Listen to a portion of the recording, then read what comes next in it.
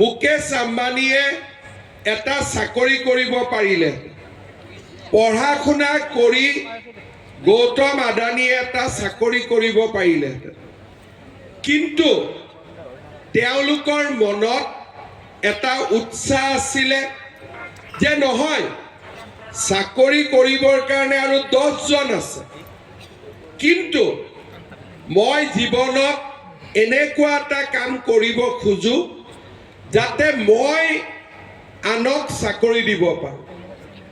আজি টাটা কোম্পানীত 5 লাখতকৈও অধিক মানুহে কাম কৰে, আৰু টাটাৰ যদি ডিলাৰশ্বিপ আদি আমি যোগ কৰি লওঁ, যাক ইনডাইৰেক্ট এমপ্লয়মেণ্ট বুলি কয়, কিমানে চাকৰি কৰিব নাই বুলিও 10ৰ পৰা 12 লাখ পৰিয়ালক টাটা কোম্পানীয়ে আজি অন্ন বস্ত্ৰ সংস্থাপনৰ সুবিধা দিছে।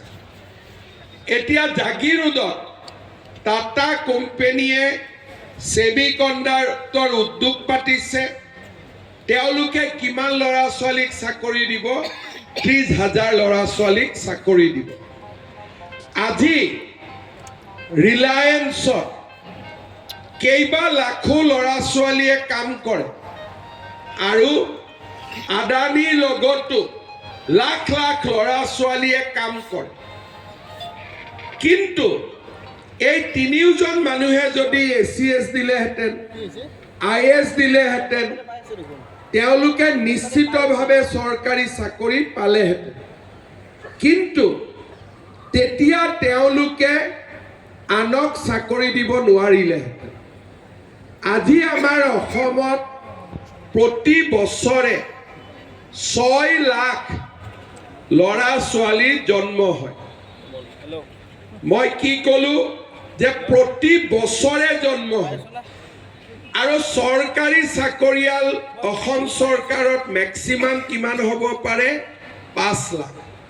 তাৰ মানে এবছৰত জন্ম হোৱা ল'ৰা ছোৱালীখিনিৰ কাৰণেই চৰকাৰত চাকৰি নাথাকে।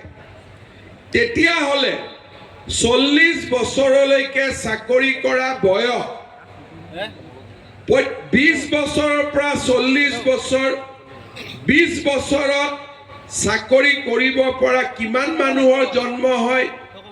প্ৰায় 1 কোটিতকৈও বেছি। চাকৰি কিমান? 5 লাখ। বাকী 95 লাখে কেনেকে চলে? এই হিচাপটো যদি আমি পাওঁ, তেতিয়াহ'লে আমি বুজিম যে এখন সমাজত উদ্যমী যুৱক যুৱতীৰ প্ৰয়োজন কিমান।